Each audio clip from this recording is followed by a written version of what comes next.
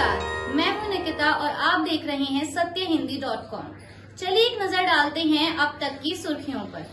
भारत जोड़ो यात्रा का आज 49वां दिन है और इस समय कांग्रेस की है यात्रा आंध्र प्रदेश में मौजूद है।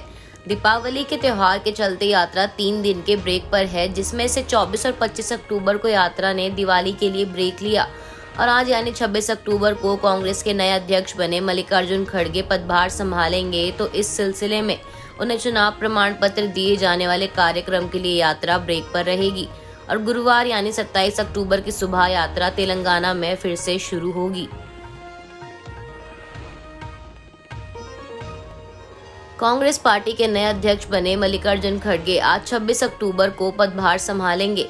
वह सोनिया गांधी की जगह लेंगे, जो कि इस समय कांग्रेस की अंतरिम अध्यक्ष हैं। 19 अक्टूबर को हुए कांग्रेस अध्यक्ष पद के चुनाव में खड़गे शशि थरूर को हराकर पार्टी के नए अध्यक्ष के रूप में चुने गए हैं। उन्होंने अपने प्रतिद्वंदी शशि थरूर को 6,825 वोटों के अंतर से हराया। खड़गे को 7,897 वोट मिले और थरूर को 1,072 वोट हासिल हुए।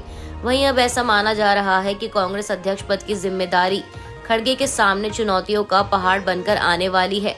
जहां एक तरफ उनके सामने राजस्थान का सियासी संकट तत्काल चुनौती बनकर खड़ा है, तो वहीं अगले कुछ हफ्तों में होने जा रहे गुजरात और हिमाचल प्रदेश के विधानसभा चुनाव भी खड़गे के सामने बड़ी चुनौती हैं। अब ऐसे में 2024 के आम चुनाव से पहले पार्टी को एकजुट करना खड़गे के लिए किसी अग्नि परीक्षा से कम नहीं होगा। लेकिन साथ ही ये भी कहा जा रहा है कि खड़गे की छवि सबको साथ लेकर चलने की रही है और उनकी यह खूबी यहाँ से आगे का सफर तय करने में उनके लिए काफी फायदेमंद साबित हो सकती है। मंगलवार 25 अक्टूबर को भारतीय मूल के ऋषि सुनक ने ब्रिटेन के प्रधानमंत्री के रूप में पदभार संभाला है और पीएम पद ग्रहण करने के साथ ही सुनक एक्शन में आ गए हैं। उन्होंने कैबिनेट में बदलाव करते हुए कुछ मंत्रियों को पद से हटा दिया और मंगलवार शाम तक सुनक सरकार की ओर से कई महत्वपूर्ण नियुक्तियां भी की गई हैं, जिसमें उप प्रधानमंत्री और न्याय सचिव के रूप में डोमिनिक राब को नियुक्त किया गया है। साथ ही जेरेमी हंट वित्त मंत्री के रूप में बने रहेंगे। इसके अलावा सोएला ब्रेवरमैन को गृह सचिव के रूप में नियुक्त किया गया है। जेम्स क्लेवर्ली को विदेश, कॉमनवेल्थ और विकास मामलों का राज्य सचिव के रूप में फिर से नियुक्त किया गया है और बेन वॉलेस को फिर से रक्षा राज्य सचिव के तौर पर नियुक्त किया गया है। बता दें, जिन मंत्रियों को पद से हटाया गया है उनमें business secretary Jacob Rees-Mogg, justice secretary Brandon Lewis, work and pension secretary क्लोज स्मिथ और विकास मंत्री विक्की फोर्ड शामिल हैं। इसके अलावा आलोक शर्मा को भी कैबिनेट से हटा दिया गया है। वहीं साइमन क्लार्क ने लेवलिंग अप सचिव के पद से इस्तीफा दे दिया। रोनिल जयवर्धन ने पर्यावरण सचिव के पद से इस्तीफा दे दिया है और वेल्स के राज्य सचिव रॉबर्ट बकलैंड ने भी कैबिनेट से इस्तीफा दे दिया है। शशि थरूर ने मंगलवार को कहा कि भारतीय मूल के हिंदू ऋषि सुनक का ब्रिटेन का प्रधानमंत्री बनना भारत के लिए एक सबक है। उन्होंने पूछा, भारत में जो हिंदू, सिख, बौद्ध या जैन नहीं है, क्या वह भारत का पीएम बन सकता है? थरूर का इशारा मुसलमानों की ओर था। समाचार एजेंसी ANI से बात करते हुए उन्होंने कहा, बीजेपी जैसी पार्टी के पास आज संसद में एक भी मुस्लिम सांसद नहीं है, जो एक चौंकाने वाली स्थिति है। ऐसा पहले कभी नहीं हुआ था। क्या बीजेपी के समर्थक किसी दूसरी पृष्ठभूमि के प्रधानमंत्री और इस्लामिक या ईसाई धर्म के बीजेपी मुख्यमंत्री की कल्पना कर सकते हैं? मुझे इस पर शक है। उन्होंने कहा कि हमको जाति, धर्म, वर्ग, भाषा और क्षेत्र जैसे विचारों से आगे देखने के लिए तैयार रहना चाहिए। देश को चाहिए कि वह व्यक्ति की योग्यता को सबसे आगे रखे। उन्होंने कहा, यह कई स्तर पर आधारण है। आप देख सकते हैं कि ब्रिटेन ने अपने जातिवाद को पीछे छोड़ दिया है। इन दिनों बिहार की सियासत इस बात को लेकर गरमाई हुई है कि नीतीश कुमार एक बार फिर अपना पाला बदलकर एनडीए में शामिल हो सकते हैं। जहां कुछ लोग इस बात को खारिज कर इस पर विराम लगाने की कोशिश में हैं, तो वहीं कुछ इसे हवा देने का काम कर रहे हैं। और इसी बीच अब मामले को लेकर बिहार के उप मुख्यमंत्री तेजस्वी यादव की प्रतिक्रिया सामने आई है। उन्होंने सोमवार को जहानाबाद में मुख्यमंत्री नीतीश कुमार के एनडीए में वापसी की अटकलों को खारिज करते हुए कहा कि महागठबंधन के लोग पूरी मजबूती से एक साथ आए हैं।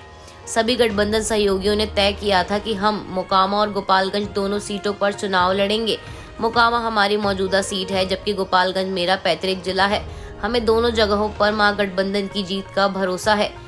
दरअसल चुनावी रणनीतिकार प्रशांत किशोर ने हाल ही में आरोप लगाया था कि नीतीश कुमार ने सांसद हरिवंश को राज्यसभा के उपसभापति के पद से इस्तीफा देने के लिए इसलिए नहीं कहा क्योंकि वह विकल्प खुला रखना चाहते थे।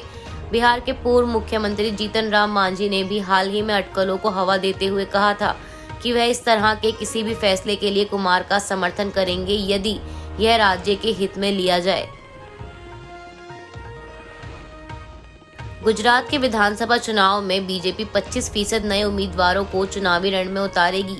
यह बात गुजरात के गांधीनगर से सांसद और केंद्रीय गृह मंत्री अमित शाह ने कही है।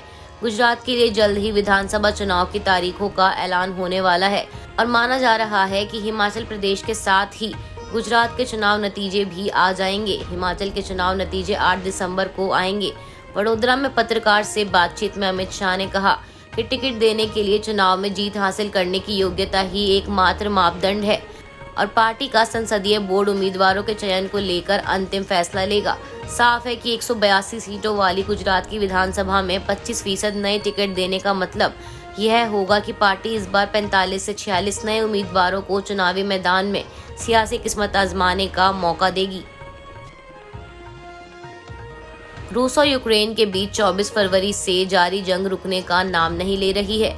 हालात काबू से बाहर होते जा रहे हैं और इस बीच एक बार फिर भारत सरकार ने यूक्रेन में फंसे नागरिकों को तुरंत देश छोड़ने की सलाह दी है। बता दें, इससे पहले 19 अक्टूबर को इंडियन एम्बेसी की तरफ से यूक्रेन छोड़ने को लेकर एक एडवाइजरी जारी की गई थी। उसके बाद मंगलवार को फिर से यूक्रेन को लेकर ताज़ा एडवाइजरी जारी हुई है। कहा जा रहा है कि कुछ भारतीय नागरिक पहले ही सलाह मानकर यूक्रेन छोड़ चुके हैं, लेकिन वहीं कुछ छात्रों का कहना है कि वे अपनी पढ़ाई पूरी किए बिना देश वापसी नहीं करेंगे, चाहे फिर उन्हें ताबूतों में क्यों ना आना पड़े। छात्रों का कहना है कि भारत सरकार ने उनके पास कोई दूसरा विकल्प नहीं छोड़ा है। आज के लिए बस इतना ही। बाकी की खबरों के लिए बने रहिए सत्यहिंदी.com के साथ।